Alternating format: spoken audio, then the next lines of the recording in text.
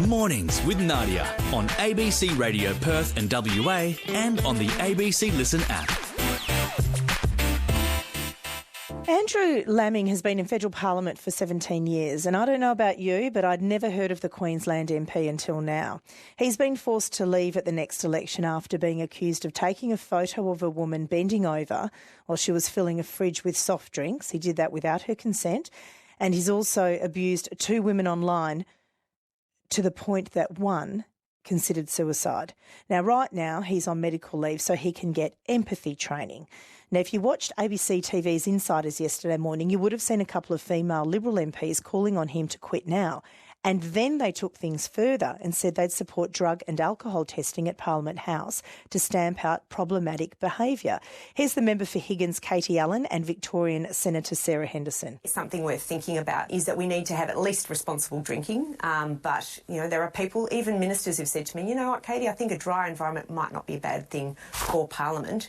The other thing is reducing hours that you sit. So it used to be in the House of Reps you would sit all night. It's been reduced to you stop at 8 p.m. It could come back to 7 or even 6, which means that people could go home and have a bit more of a normal lifestyle. It's a pretty long day. I start at 6 a.m. in the morning. I'm often not home till 10 and 11 o'clock. I live with some ministers. I can tell you they're home after me and they leave before me. What about you? What sort of change, Senator, would you like to see? Look, I agree with Katie. I think alcohol is a problem.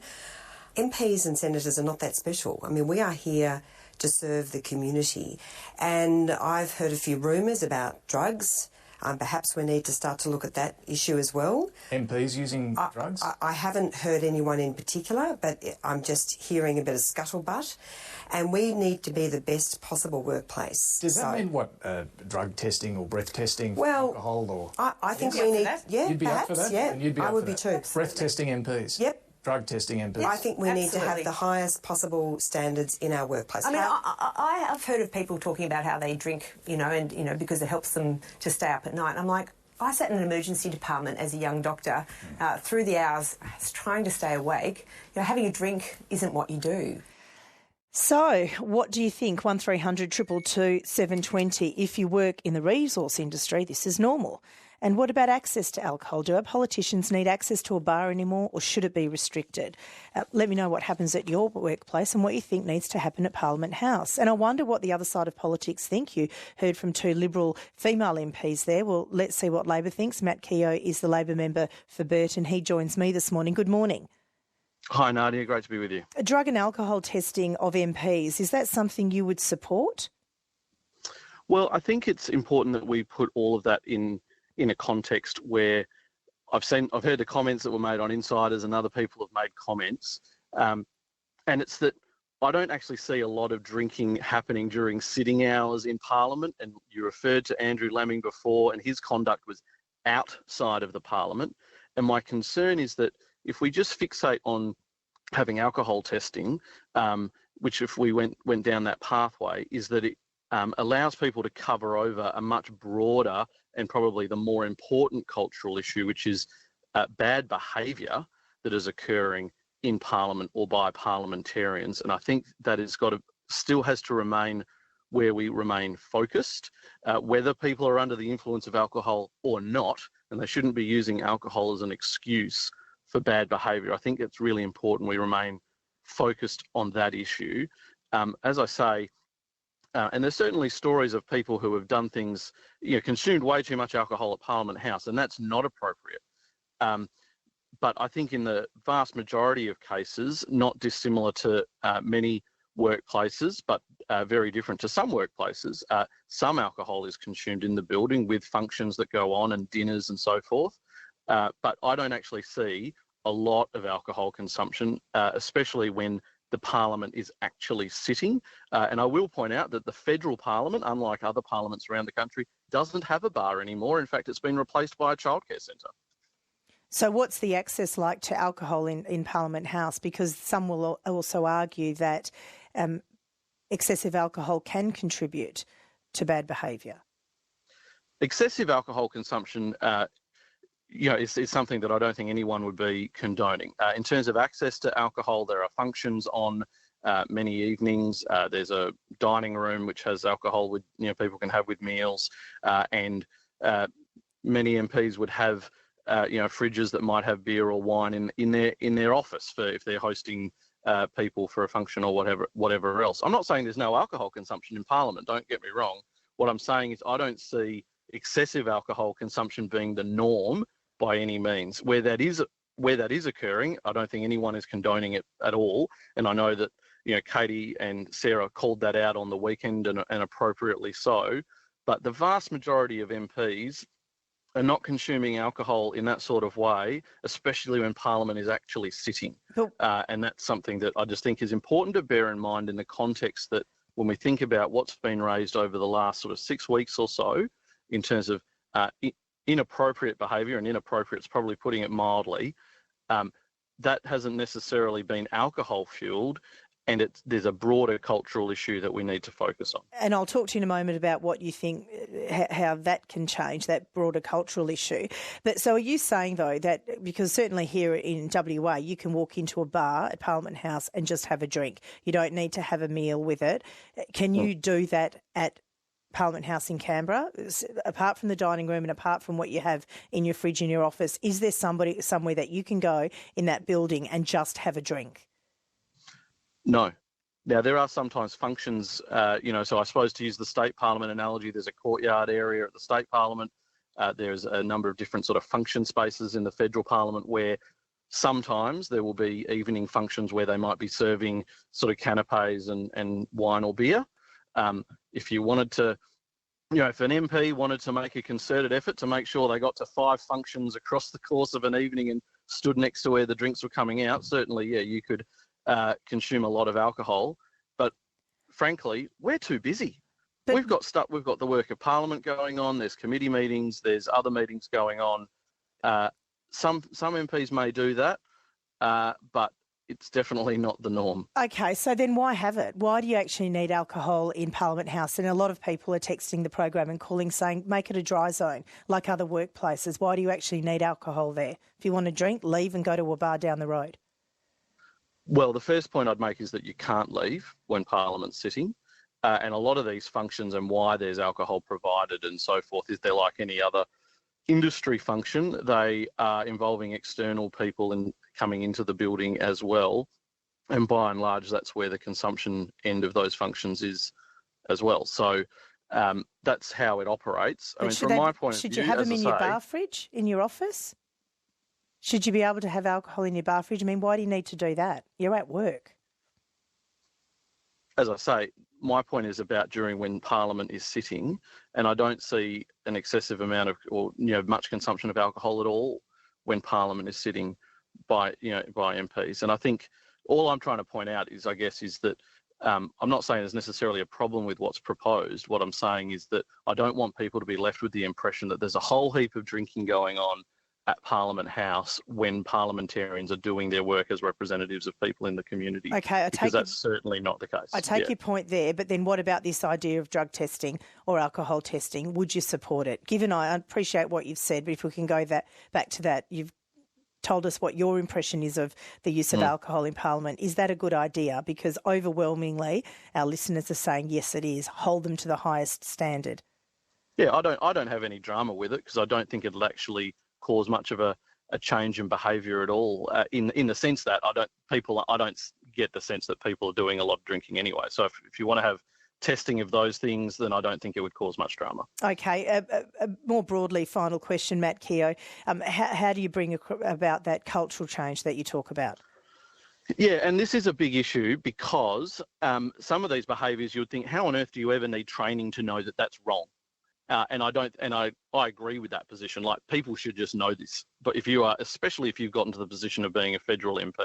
But there are areas where I think MPs can be better trained, especially on induction, but on an ongoing basis, as well as any staff of MPs that have to supervise other staff in terms of how to respond to complaints, what is inappropriate and appropriate behaviour on the edges, so that people understand, and I'm sure anyone who's done this sort of training in any workplace knows, the law can change around some of these elements, and it's important for people to be kept up to date around what is inappropriate on the fringes in the grey areas, but also just to continually remind people. But especially it's important so that MPs and staff supervising other staff can respond to allegations properly, appropriately, provide the support, make sure that people don't compound some of these issues by taking inappropriate steps as well.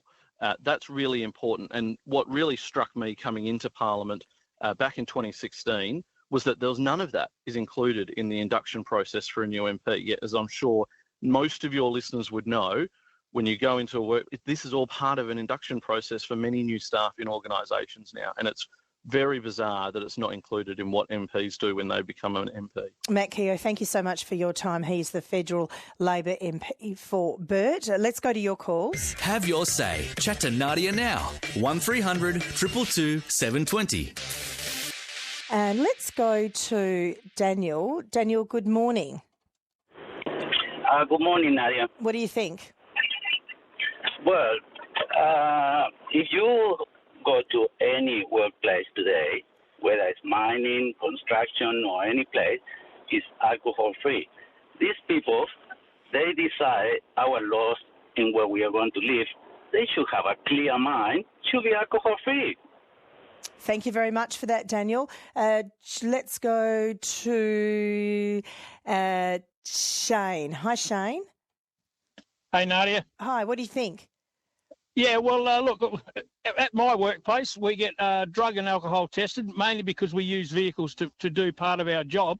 My suggestion is take away their parliamentary privileged cars and drivers and make them drive home after work like the public do, like the normal people do, and they won't be so quick to have a guts full of alcohol at work. And another thing is, you've only got to have a look at Question Time. They're all on drugs the way they behave. John, I don't think that's the case. I take your point about Shane. I take your point about letting them drive home, but I don't think we should be making broad statements like that are completely unsubstantiated.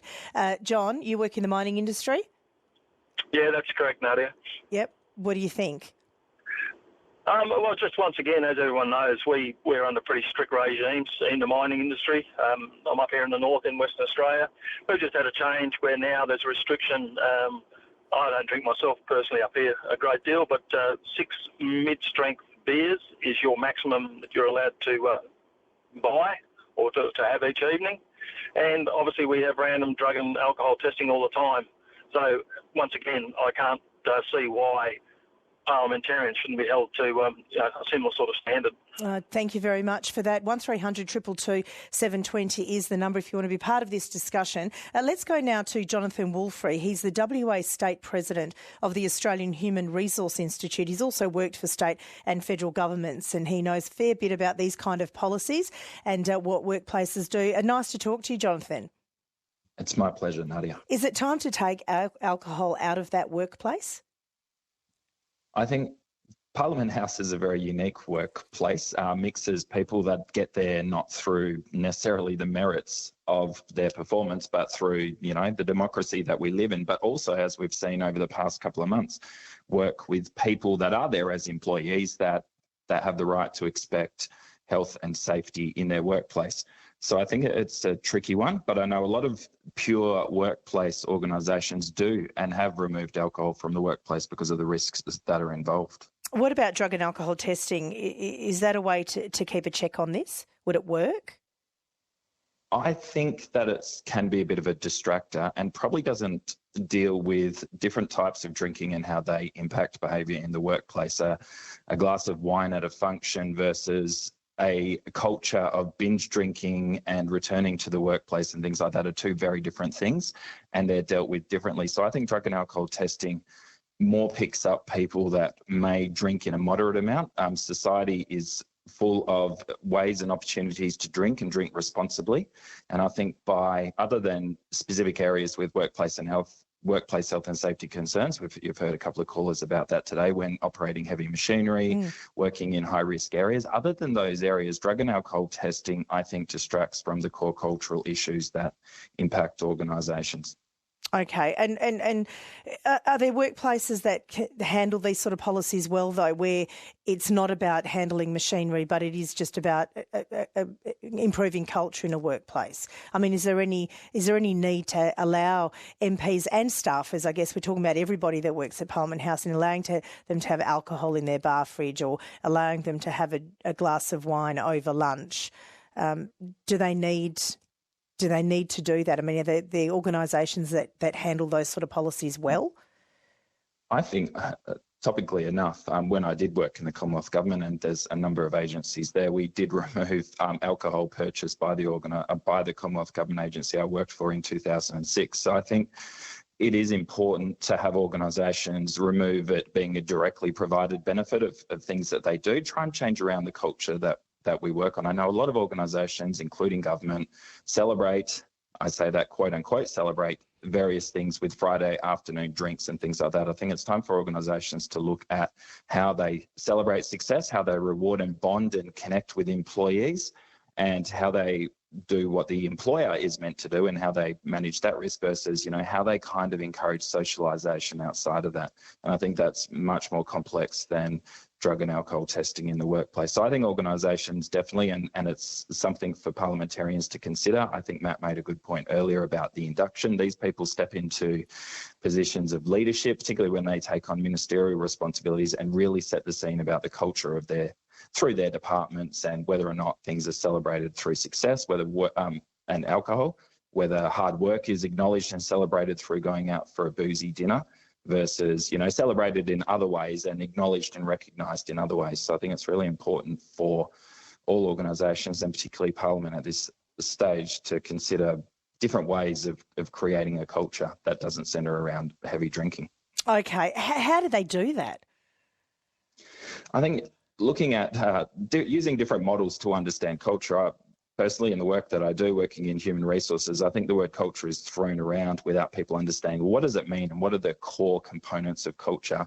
And then you can start to address it. So from a human resource perspective, everything such as how decisions are made in an organisation, including its power structures, the rituals and celebrations, as I've alluded to there, the stories that we tell in organisations are really important, and the ones that we put in our newsletter. Do we take photos of the big boozy dinner that we celebrated as a team, or do we really support and put forward people who are doing great things and behaving really appropriately in the workplace? So I think if we use some evidence-based models of culture and realise that they're complex webs of not cause and effect, but of different things that work well together, I think that's how we start to address it, rather than just picking off, okay, let's do drug and alcohol testing, let's ban this, let's do that.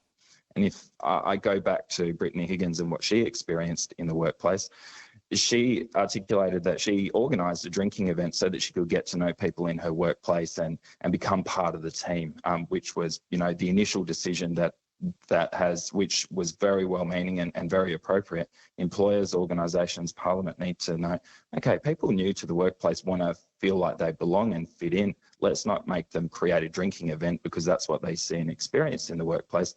Let's actually take their leadership and initiative there and make people feel part of the organisation without stepping into those particular cultures that we've built up accidentally in some cases. Oh, I really appreciate the chat this morning. This is interesting. Jonathan Wolfrey, thank you so much for your time.